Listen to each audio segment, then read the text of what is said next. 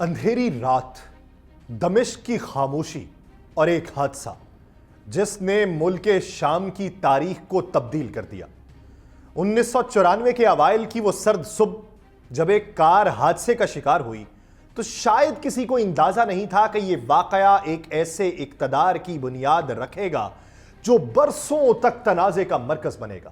اور آج 30 سال بعد ایک اور حادثہ ہوا، مگر تصویر کا منظر بدل چکا ہے۔ دمشق میں بشار الاسد کی رہائش گاہ کے اندرونی مناظر سوشل میڈیا کے اوپر وائرل ہو رہے ہیں۔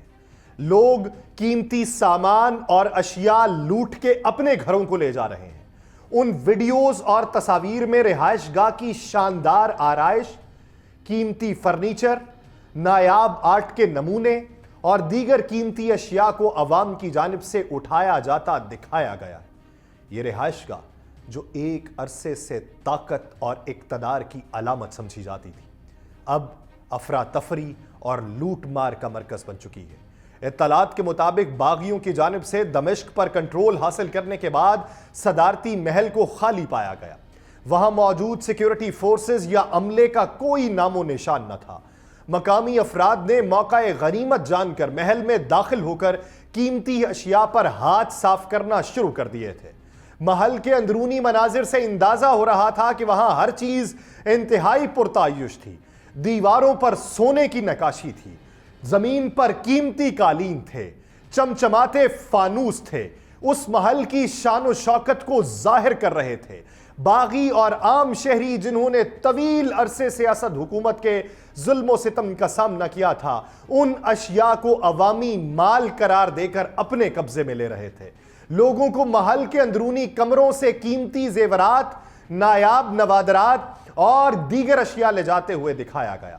کچھ لوگ محل سے صوفے، کرسیاں، دیگر فرنیچروں کو گاڑی کے اوپر لاد کر لے گئے۔ دیگر افراد کچن کے برتنوں اور الیکٹرانک آلات کو لے جانے میں مصروف دکھائی دیے۔ آپ سب پر سلامتی ہو، میں یاسر رشید ہوں اور آپ دیکھ رہے ہیں 92 ڈیجیٹل۔ ناظرین، اندھیری رات، دمشق کی خاموشی، ایک حادثہ۔ 1994 کی آغاز کے دن، سرد صبح اور ایک کار حادثہ۔ اس حادثے میں بشار الاسد کے بڑے بھائی باسل الاسد کی زندگی کا اختتام اور شام کے اقتدار کی وراثت کا آغاز تھا۔ باسل جو اپنے والد حافظ الاسد کے سیاسی وارث سمجھے جاتے تھے، اس المیے کا شکار ہو گئے تو بشار کو لندن سے واپس بلایا گیا۔ وہ اس وقت آنکھوں کے امراض کی تعلیم حاصل کر رہا تھا۔ اس کا سیاست سے دور دور تک کوئی واسطہ نہ تھا، لیکن قسمت نے اس کے لیے کچھ اور ہی طے کر رکھا تھا۔ باسل کی موت کے بعد بشار کو اقتدار کے لیے تیار کیا گیا، ایک ایسا سفر جو اسے شام کے صدر کے عہدے تک لے گیا، اور پھر وہ ایک خونی خانہ جنگی کا نگران بنا۔ اس جنگ نے لاکھوں زندگیاں نگلیں اور لا تعداد خاندانوں کو بے گھر کر دیا۔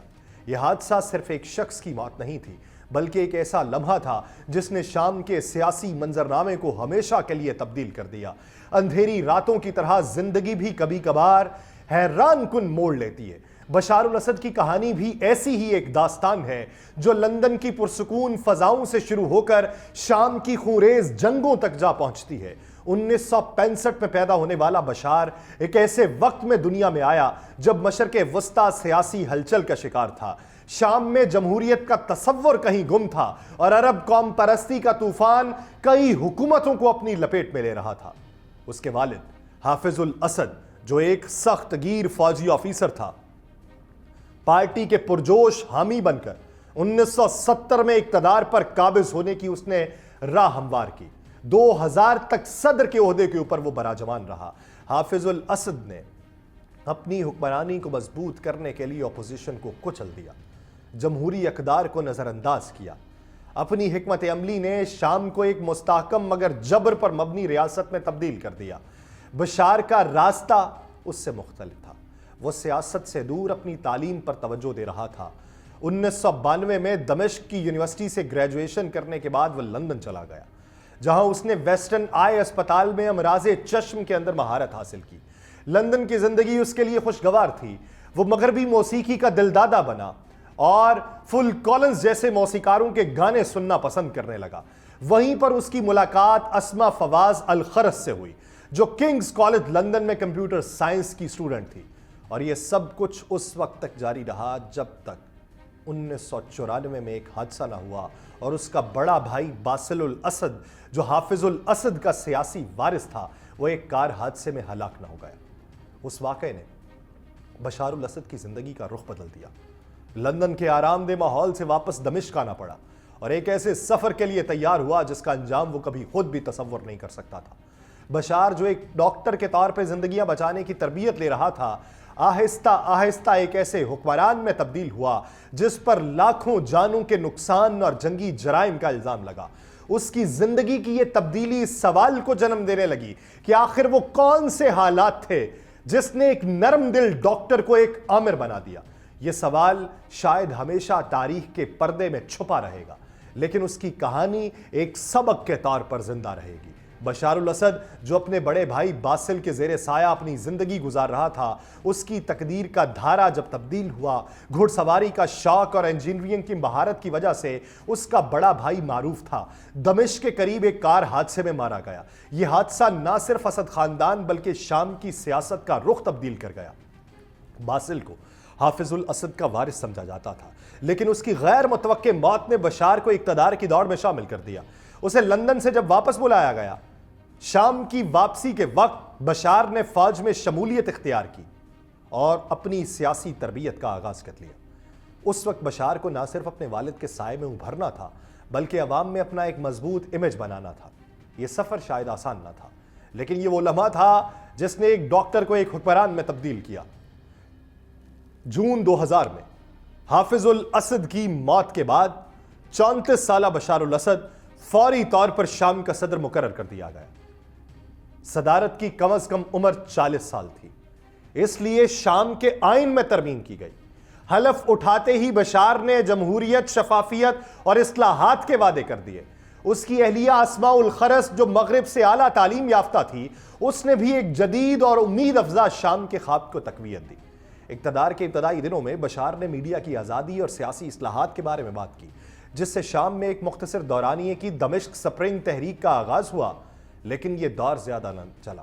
2001 تک حکومت نے حزب اختلاف کے خلاف کریک ڈاؤن شروع کر دیا اور اس کے ساتھ ہی امیدوں کے یہ چراغ مدھم پڑ گئے۔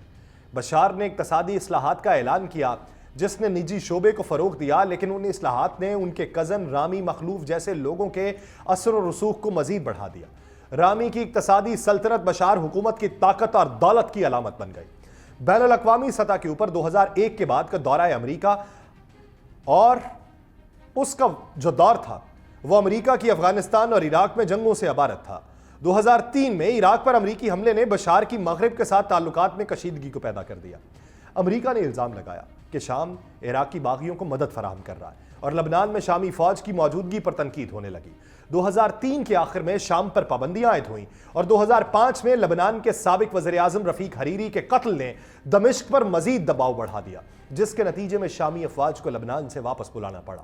بشار الاسد کے پہلے اشرے میں اس کے ایران، ترکی اور قطر کے ساتھ تعلقات مضبوط ہوئے، لیکن وقت کے ساتھ تعلقات بدلتے گئے۔ شام میں حکومتی سختیوں کے باعث بشار کو ایک آمر کے طور پہ دیکھا جانے لگا جو مخالفین کی آواز کو دبانے کے لیے پرعزم تھا۔ 2011 کا وقت آیا، عرب دنیا میں انقلابی تحریکوں کا آغاز ہوا، شام بھی اس کی لپیٹ میں آیا۔ دراب ایک احتجاج جو دیواروں پر حکومت مخالف نعروں سے شروع ہوا اور پورے ملک کے اندر پھیل گیا۔ بشار الاسد نے پارلیمنٹ میں غیر ملکی سازش کو ناکام بنانے کا عزم ظاہر کیا، لیکن سیکیورٹی فورسز کے تشدد نے مظاہرین کو مزید بھڑکا دیا۔ چند مہینوں میں یہ مظاہرے مسلح تصادم میں بدل گئے، جس نے شام کو ایک طویل اور تباہ کن خانہ جنگی میں دھکیل دیا۔ شام میں تشدد اور تنازعات کا دائرہ بڑھتا گیا اور اس خانہ جنگی نے عالمی طاقتوں کو بھی اپنی طرف کھینچ لیا۔ اقوام متحدہ کے مطابق اس جنگ نے لاکھوں افراد کو متاثر کیا اور دسیوں ہزاروں جانیں لے لیں۔ روس اور ایران نے بشار الاسد کی حکومت کا بھرپور ساتھ دیا، جبکہ ترکی اور خلیجی ممالک نے مخالف گروہوں کی حمایت کی۔ ابتدا میں بشار مخالف مظاہرے آزادی اور جمہوریت کے نعروں کے تحت شروع ہوئے تھے، لیکن جلد ہی وہ فرقہ واریت کی لپیٹ میں آ گئے۔ وہاں پر امتیازی سلوک کا سامنا ہونے کی شکایات ہونے لگی۔ ایران کی حمایت یافتہ मलेशियाएं बशार हुकूमत की पुष्टपनाही के लिए शाम पहुंची और दूसरी तरफ इंतहा पसंद गिरोह ने अलवी बरादरी के खिलाफ खुली दुश्मनी इख्तियार की, जिससे फिरका वाराना कशीदगी बढ़ गई। इसी दौरान इराक में एक शिद्दत पसंद तंजीम उभरी जिसे दुनिया ने ऐसे नाम से याद किया कि जिसका नाम लेने पर भी पाबंदी लग गई। उसने शाम की खाना जंगी को अपनी ताकत बढ़ाने के लिए इस्तेमाल किया, शाम के कई शहरों पर कब्जा किया और रुका को अपना दारुल हुकूमत बना लिया। अगस्त 2013 में दमिश्क के करीब गौता में होने वाले कीमियाई हमले ने बैनुल अक़वामी बरादरी को हिलाया। सैकड़ों हलाकतों के बाद मगरबी ममालिक ने इसका जिम्मेदार बशारुल असद की हुकूमत को करार दिया। दमिश्क ने उन इल्जामात की तरदीद कर दी, लेकिन बैनुल अक़वामी दबाव के नतीजे में अपने कीमियाई हथियारों के ज़खायर ख़त्म करने पर आमादगी जाहिर कर दी। इसके बावजूद कीमियाई हमले और दीगर मजालिम जंग का हिस्सा बने रहे। अक़वाम मुत्तहिदा ने जंग के तमाम फरीकों पर कत्ल, तशद्दुद और जिनसी जराइम समेत जंगी मजालिम का इल्ज़ाम आयद किया और एक वक्त आया जब बशारुल असद की हुकूमत ज़वाल के करीब दिखाई दी। शाम के बेशतर इलाकों पर कंट्रोल खत्म हो चुका था। 2015 में रूस ने मुदाखलत की और जंग का रुख तब्दील हो गया। रूसी फौजी हिमायत ने असद हुकूमत को अहम इलाकों पर दोबारा कब्जा जमाने में मदद दी और यूं बशारुल असद का इक़्तिदार जो गिरता हुआ महसूस हो रहा था एक बार फिर मुस्तहकम हो गया।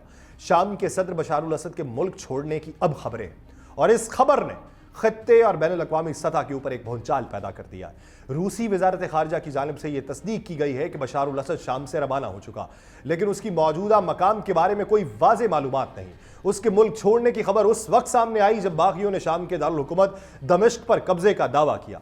जिस वक्त मैं ये व्लॉग रिकॉर्ड कर रहा हूं, अब तक की इत्तलात के मुताबिक रूसी वज़ारत ख़ारिजा के इस ऐलान के बाद हालात मज़ीद पेचीदा हुए, क्योंकि ये तस्दीक इस बात का पहला सरकारी इशारा थी कि असद हुकूमत का खात्मा मुमकिना तौर पर हो चुका है। आखिरी मरतबा बशारुल असद की तस्वीर ईरानी वज़ीर ख़ारिजा से मुलाकात के दौरान सामने आई थी, जिसमें उसने बागियों के खिलाफ सख्त कार्रवाई का इंदिया दिया था। लेकिन चंद दिनों के अंदर ही दमिश्क में हालात ने ड्रामाई मोड़ लिया और बागी जंगजू बगैर किसी नुमाया मुज़ाहमत के शहर में दाखिल हो गए। Shami observatory for human rights SOHR के मुताबिक बशारुल असद एक तैयारे में सवार होकर दमिश्क इंटरनेशनल एयरपोर्ट से रवाना हुआ।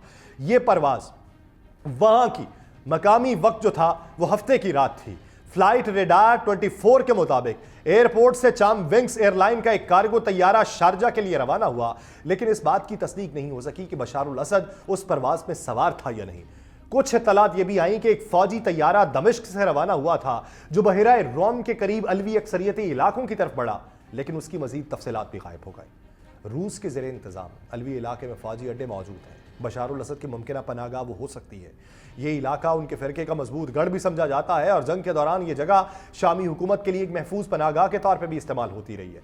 दमिश्क में बागियों की कामयाबी और बशारुल असद की रवानगी से शाम के मुस्तकबिल पर कई सवालात उठ खड़े हुए हैं। एक तरफ ये वाक़यात बशारुल असद की हुकूमत के ज़वाल का इशारा देते हैं, तो दूसरी तरफ उसकी रवानगी को एक हिकमत अमली का हिस्सा भी करार दिया जाता है। रूस जो शाम में असद हुकूमत का अहम इत्तेहादी रहा है, इस बहरान के दौरान में एक कलीदी किरदार अदा कर सकता है। बैनुल अक़वामी मुबस्सरीन ये कहते हैं कि बशारुल असद की गैर मौजूदगी शाम के सियासी और अस्करी मंजरनामे को मजीद पेचीदा बना देगी। असद हुकूमत के खात्मे से पैदा होने वाले खला को पुर करने के लिए मुख्तलिफ ग्रुप और बैनुल अक़वामी ताकतें सरगर्म हो जाएंगी, जिससे तनाज़ा मजीद शिद्दत इख्तियार कर जाएगा। ये हालात शाम के अवाम के लिए एक नए बहरान की शक्ल इख्तियार कर जाएंगे, क्योंकि तवील अरसे से जारी जंग और सियासी अदम इस्तेहकाम ने मुल्क को पहले ही तबाही के दहाने पर पहुंचा दिया है। बशारुल असद की रवानगी और दमिश्क पर बागियों का कब्जा खत्ते में एक नए दौर का आगाज़ कर सकता है, लेकिन उसके नताइज के बारे में कुछ भी कहना अभी का वक्त होगा। मुझे दीजिए इजाज़त। अल्लाह निगहबान।